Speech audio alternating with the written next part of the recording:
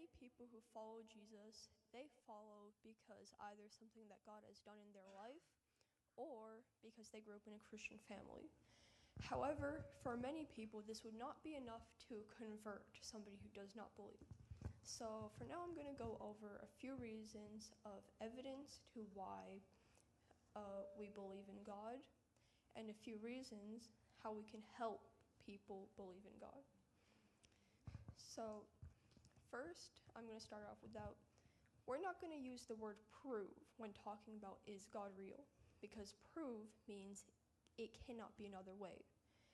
If we're having a conversation and we cannot prove that we're having that conversation because it could be another way. One of us could be dreaming. But because we are logically thinking, we go off the evidence and say we are having conversation. The first thing that I'm going to start off with saying is our universe is infinitely expanding, and this was found out by a scientist in the 1800s. Something that is infinitely expanding must always have a beginning. If I say this building we're in created itself, you would not believe me. This plays perfectly into the second piece of evidence that says our universe, which is a cause, has to be created by something that has not been caused, which is God. And many people wonder, why does God not have a creator? How does God always exist? Well, our reality is four-dimensional. We live in a consciousness of four-dimensional. And four-dimensional is being immersed in the reality, and it also represents time and space. Our God is above time and space. He would be in a 5-dimensional, 6-dimensional, or even a 12-dimensional reality.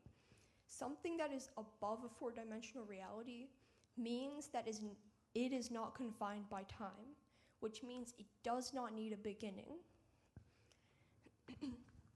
Now, lastly, this might be enough for some people to believe that there is a God, but this still does not point us towards an exact God. So lastly, when Jesus was born, he fulfilled 8 messianic prophecies. And the probability of fulfilling 8 messianic prophecies just by your birth alone, that is the same probability as if I filled the entire state of Texas, a foot high in quarters about this size. I spray painted a single quarter and told you to find that exact quarter in the entire state. But that was just by Jesus' birth alone. But throughout his entire life, he fulfilled over 200 messianic prophecies. The probability of that is if I took a single atom, spray painted that atom, and told you to find that single atom in the entire universe. As logical thinking human beings, we use that evidence to point us towards that there is a God. And knowing this evidence, we can help bring others towards God.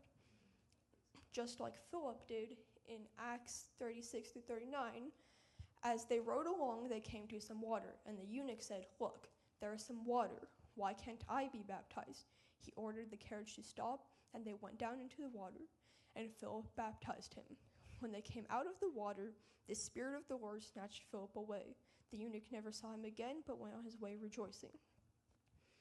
We can bring others closer to God and teach them more about God when we learn more about him.